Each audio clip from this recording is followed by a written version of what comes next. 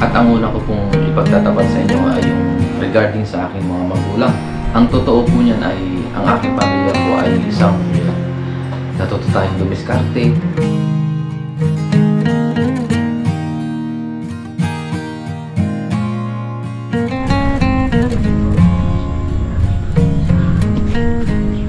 Magandang araw po sa ating lahat. Sa video ito, tayo ngayon ay pupunta sa labas. Bibili po tayo ng pang-ulam dahil nga gusto rin ni Mrs. ng barbecue. Hindi po tayo nakagawa kasi po ay wala pa tayong nabibiling karne, kaya bili na lang muna tayo dyan sa labas. Ang oras pala natin ngayon ay pasado alas 5 na.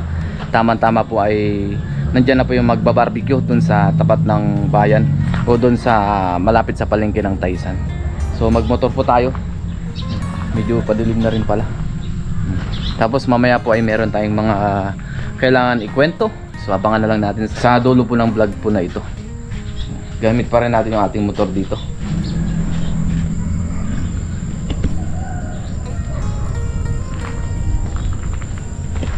So let's go, punta na po tayo. Buksan ko lang po yung ating detalye na gate. Ito po ay lalagyan namin ng kawad. Hindi pa namin nabibilhan. Buksan muna natin ito para makapag-ulam naman tayo ng barbecue na luto po dito. So sino po yung mga nakakamiss dyan ng street foods dito sa Pilipinas?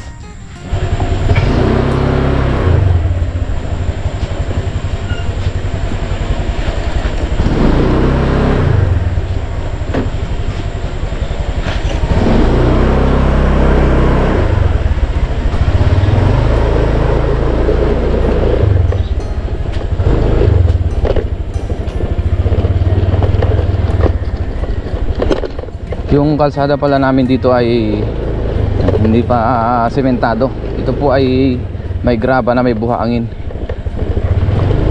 Tapos tinubuan na ng grass. Kaya matibay din naman po ito. Yun nga lang, medyo lubak-lubak siya ng kaunti. Ito po ay aming right of way. Hindi pa po na sa amin itong daanan na ito.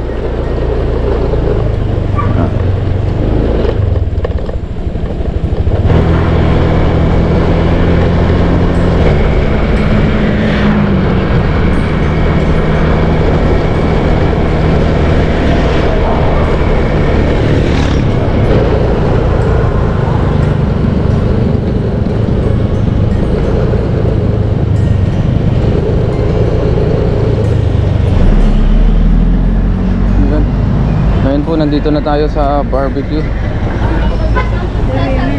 Ayan na lang. Oo. Magkano ang isa? Tibol. Pabili po ng 10 piraso. Ay, wala na. Hindi, lahat na lang yan. Tsaka yung paa. Nanay na lang, sir. Ayan na lang, isaw. Bayan ng Taysan. Diyan na po yung palengke. May andoks na rin pala dyan, oh. Tapos bili rin tayo ng siomai dito. Siomai po. Yan, ito yung kanilang po, opo, take out. Opo, pag-iwalay. Ito yung kanilang menu. Kadikit lang siya ng barbecuean dito.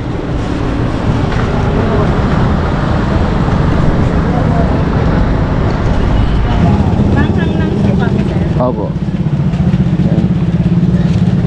Buti nakaabot tayo kasi sold out na yung kanilang barbecue. Ubus agad. Sold out yung kanilang barbecue dito. Ayan. Ano oras po kayo nag-umpisa dito, kuya? Alas 3 po, sir. Ay, alas 3. Yung mga estudyante po kasi ako. Opo.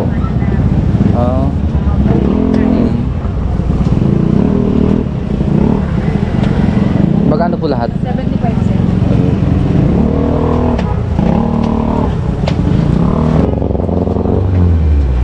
Thank you po. Thank you, sir. Salamat po. Thank you po. Yan, tapos hintayin naman natin yung in-order natin dito na siomai. Magkano ho lahat? 195. May bilang na lang ho.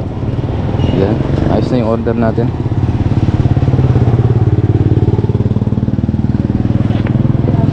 Tama po. O, sige, thank you. Yan.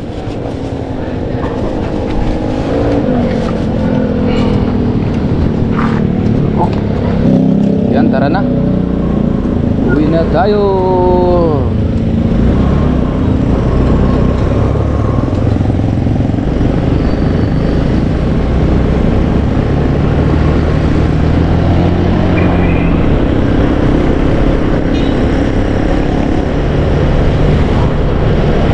Yun, sakto, padilim na rin po.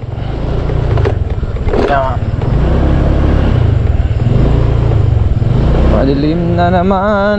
Natapos na naman po ang araw. Kanina pala guys ay naglinis tayo dyan sa bahay, kasi may mga bisita tayo bukas. So abangan na lang natin yung vlog natin bukas kung sino yung ating mga bisita. Ngayon na lang po ulit tayo nakabili ng street foods. Ito po ay madalang naman natin gawin. So ngayon, tikman naman natin yung street foods. Dahil ito yung mga nami-miss natin pagka tayo na sa ibang bansa, yung lutong Pinoy, lutong street foods dito sa Pilipinas. Imukbang natin ito. Ito na po yung ating barbecue. Last batch na po ito. Buti po ay nakaabot tayo kasi lagi daw pong sold out doon. Yan ang ating nabili. Yung intestine, yung isaw kung tawagin. Isaw ng manok, saka ulong ng manok. Wala na po tayo nakitang karne doon o naabutan. Yan. Ito na po yung ating mumukbang. Yan, meron tayong barbecue dyan. Tapos yung kanyang sausawan na suka na maraming sili, tsaka bawang, sibuyas yata yan. Tapos meron tayong sisig dito, sisig na baboy, tsaka yung ating siomai. Yan po yung sample. Tag-isa po kami nila Mrs. Nibayaw. Yan, bali tatlong order yan. Tapos ito, hati-hati na lang po kami. So yan po ang ating gabihan, dahil alas 6 pasado na po. Ngayon guys, kain na po tayo. Lord, maraming salamat po Panginoon sa pagkain sa harapan. Basta-basta niyo po ito magbigay sa aking piso ng pangatawan ng kalakasan. Ganyan po sa aking mga viewers, sa aking pamilya. In Jesus' name, Amen. Tara po, saluhan niyo po ako ngayon sa ating pagkain. May po hindi mo na ulit natin makakasalo si Mrs. Ayan. Kasi pinapatulog niya po si Ellery. Habang mainit pa.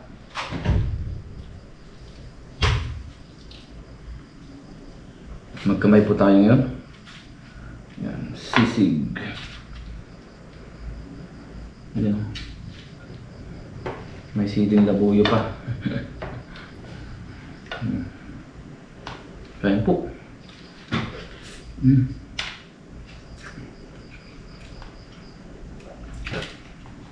Kain po tayo. Kaya pala sold out lagi yung kanilang barbecue doon. Napakalasa. Sarap.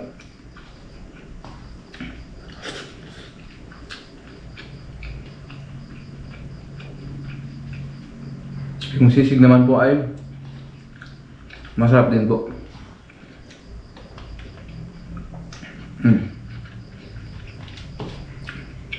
Sisig.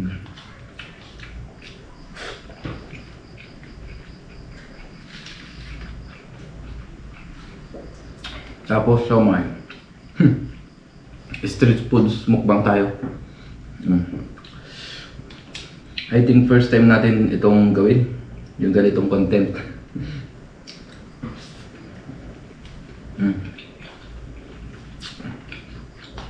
Bili tayo ng street foods tapos mukbang.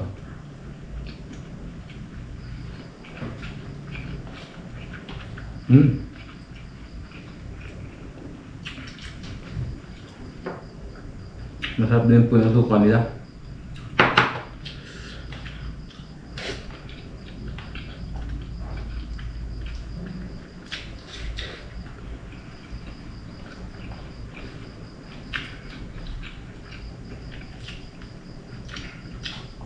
Thank you, Lord.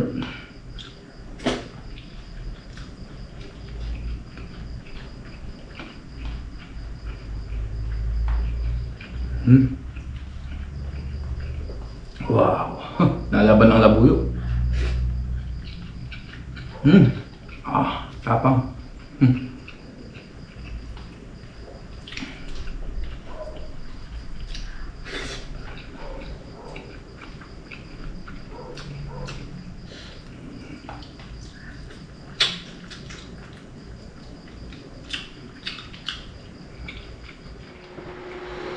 Ngayon po ay kakatapos lang natin kumain, tapos meron tayong kalahating basong kape.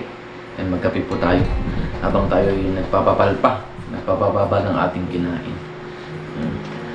Medyo nabusog tayo kaya maya-maya ako matulog pagka medyo tunawa na tayo. Kape po tayo. At ngayon po ay meron tayong ikukwento tungkol sa aking buhay. Ito po ay walang script, kundi ito po ay yung totoong nangyari sa buhay ko. Sasabihin ko na po sa inyo yung totoo at magtatapat na po ako kasi marami rin nakakapansin at marami rin nagko-comment kung bakit ganito, ganyan. At ngayon po, ikikwento ko po sa inyo. Deserve nyo naman pong malaman dahil nga nakikita nyo ako, binablog ko. Nagtakataka po kayo kung bakit ganon. At ang una ko pong ipagtatapat sa inyo ay yung regarding sa aking mga magulang, yung tungkol sa aking mga magulang kasi napapansin nyo pagka pumunta dito yung aking ama, hindi kasama po yung mama ko. Tapos yung mama ko pag pumunta naman dito, hindi rin naman po kasabay yung, o kasama po yung aking tatay. So ano yung totoong dahilan? Ang aking pamilya po ay isang broken family. Ang papa ko po at ang aking mama ay separated po o hiwalay. Bata pa lang kasi ako guys, hiwalay na po sila. I think mga 2 years old lang yata ako or 1 year old. Hindi ko na po matandaan. Gawa nga ng bata pa ako nung naghiwalay po yung aking mga magulang. Alam ko naman po na marami pong makakarelate sa akin sa sitwasyon po namin kung bakit ganun. So sa ngayon po, ang aking ama ay meron na pong ibang pamilya. At ang mama ko naman po ay meron iba ring pamilya. So may mga kapatid po ako sa ama at mayroon din po akong kapatid sa ina. Kaya lumaki po tayo na broken family, kahit yung aking mga kapatid. So I think 3 dekada na yata silang hiwalay yung aking mga magulang. Marami pong nagtataka bakit hindi ko nakakasama yung mama at papa ko. Hindi sila magkasabay. Gawa nga nung nakaraan nung pumunta po dito yung aking tatay, kasama niyo po yung si tita, yung kanyang may bahay. Kaya marami nagtataka kung bakit wala po dun si mama. Yun nga po ang dahilan. Bata pa lang ako ay namulat na ako sa ganitong sitwasyon. Kahit na ganun pa man yung nangyari sa aming pamilya, pinagpatuloy ko pa rin ang buhay. Yan. Dumidiskarte pa rin kahit hirap na sa buhay. Dumating pa sa punto na halos wala na kaming maulam, wala na kaming makain. Yan po. Dumating po sa amin yung sitwasyon na yun. Kaya doon po ako natuto. Talagang sabi ko, darating din ang panahon na giginhawa rin ang aming buhay, ganyan. Pati yung aking mga kapatid, bali, nagsikap kami lahat. Talagang kahit na wala po yung aming magulang, yung bang kahit na po separated sila, hindi naman namin sila masisisi kasi nga hindi naman lahat ng marriage ay talagang sila na. Kumbaga, yun na lang po yung aming tinanggap na siguro talagang hindi sila para sa isa't isa.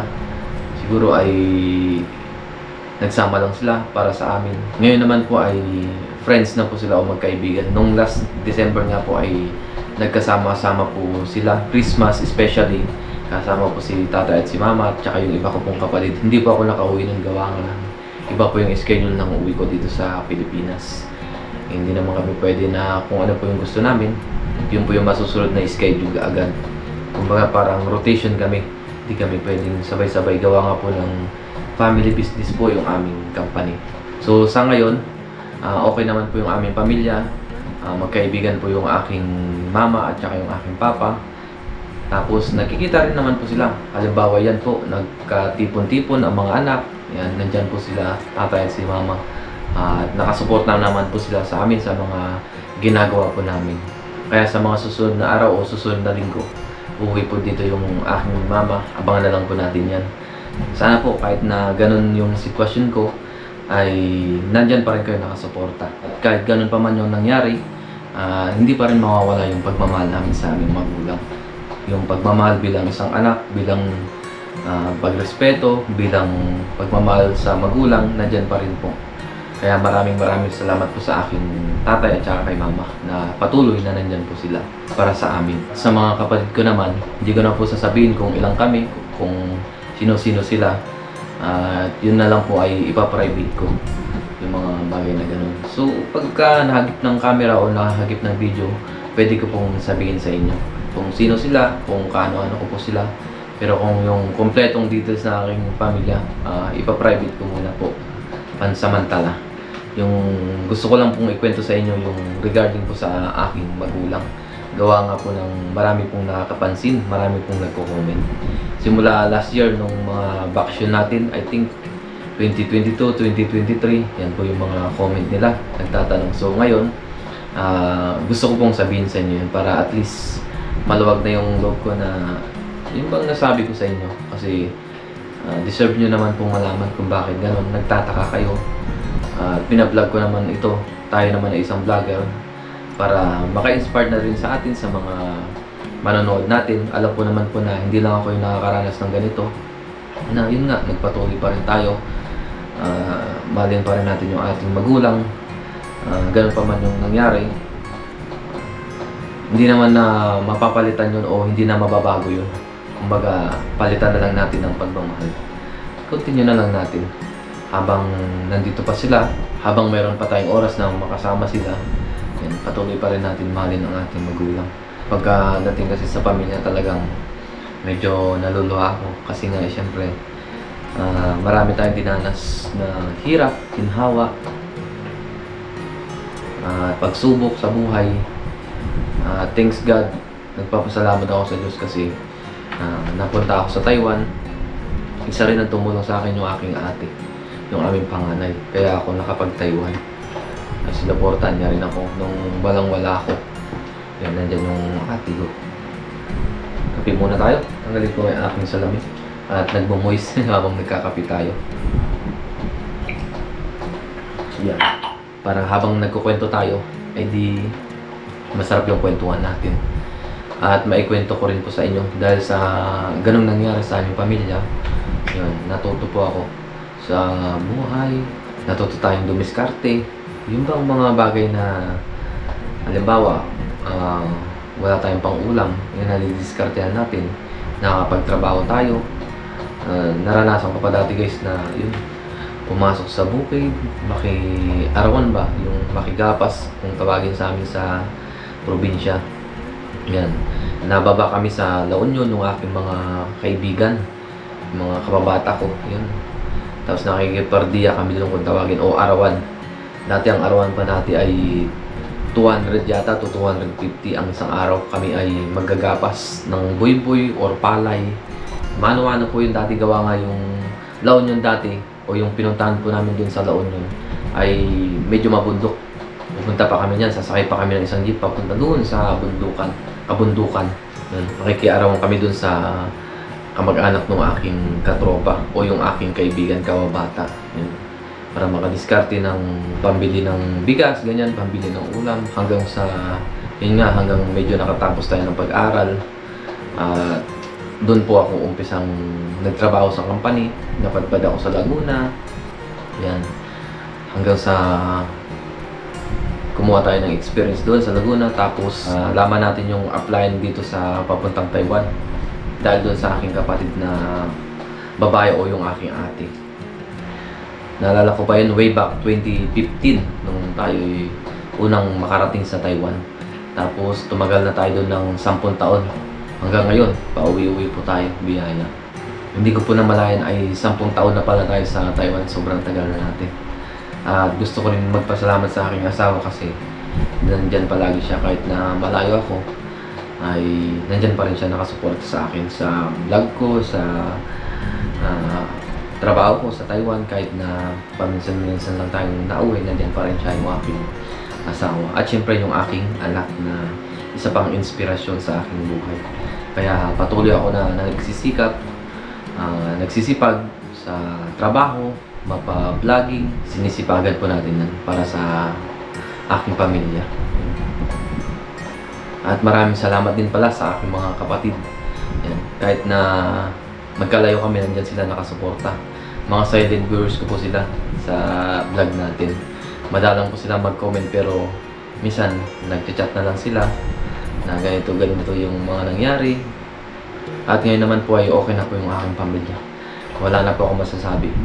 Siguro, medyo nabibitin kami sa financial, pero yung pagmamahal sa isa't isa, ayos na po ako doon. Talagang okay na po ako kahit sa aking magulang, ay okay na po ako. Kahit na magkaiba-iba man kami ng sitwasyon ngayon, magkaiba kami ng lugar, magkakalayo kami, nandyan pa rin yung pagmamahal bilang isang magkakapatid. Kaya maraming salamat po sa aking mga kapatid. At syempre sa aking magulang. At gusto ko rin po magpasalamat sa side ni Mrs. Yan, kila Inay. At kay Ama na nasa heaven na po. Yan, sa mga kapatid ni Mrs. Sa mga kamag-anak niya. Yan, maraming salamat sa kanila kasi nakasuporta rin sila sa amin. At tinutulungan nila si Mrs. habang nandito siya. Tapos habang ako ay nasa abroad, nandyan po sila nakasuporta, tumutulong. Maraming salamat po sa side ni Mrs. At nagpapasalamat din ako sa Diyos kasi binigyan tayo ng bahay, matitirahan, hindi na tayo mangungupahan gaya po dati na nangungupahan po kami. Meron na po kaming sariling bahay, sariling lupa. Yan. Tapos dumating pa sa amin si Ellery. At kung ano man pong pagsubok pang dumating, ano mang tagumpay sa oras ng kasiyahan, sa oras ng kalungkutan, o kung ano pa man, ay kakayanin po natin. So, samahan lang natin lagi ng dasal. So, hanggang dito na lang po muna yung ating vlog. Maraming salamat po sa inyong suporta sa akin. Suporta po sa aking mga kaibigan na vlogger, mapa dito sa Pilipinas, mapa doon sa Taiwan. Maraming salamat po sa inyong suporta po sa amin. At nandyan pa rin kayo kahit na nandito ako sa Pilipinas, nagbabakasyon. Nandyan pa rin po yung inyong suporta. Ingat po tayo lahat and God bless. Hanggang dito na lang po muna yung ating vlog. See you po sa ating mga susunod pang videos. Bye!